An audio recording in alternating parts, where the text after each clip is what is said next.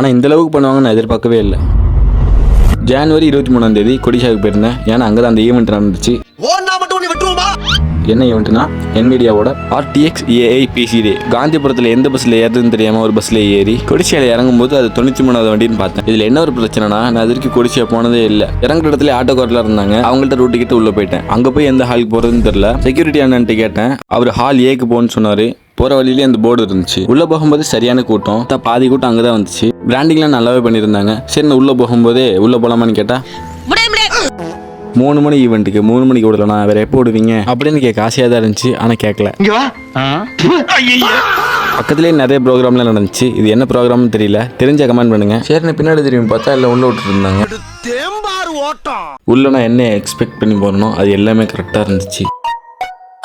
என்ன என்ன ஐட்டங்களோ டூபல் பி பிளாட்டினிலே. நிறைய பேர் அங்கே கேம்பெயின்லாம் போட்டிருந்தாங்க. நிறைய டோர்னமெண்ட்லாம் நடந்துச்சு. PC பில் பண்ணுறவங்களே எடுத்து நடத்துனாங்க.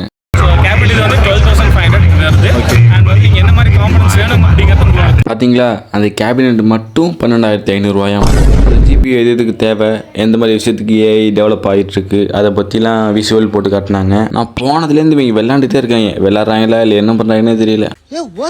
இங்க பாருங்க இப்படி இருக்குன்னு ஸ்டில்லு.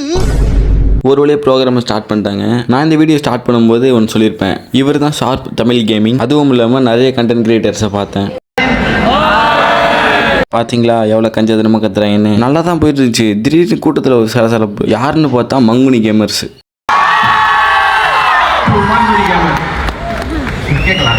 பார்த்தீங்களா சத்தத்தை? இதனால தான் அந்த வார்த்தையை சொன்னேன். முடிஞ்ச வரைக்கும் அங்கே உள்ள நாலேஜ்லாம் கற்றுக்கிட்டு நான் சீக்கிரமாக அப்படி கிளம்பி வந்துட்டேன். டேய், என்னடா அவர் எம்எல்ஏடா? தெரியுமேடா. அவர் என்னடா பண்ணி வச்சிருக்கீங்க?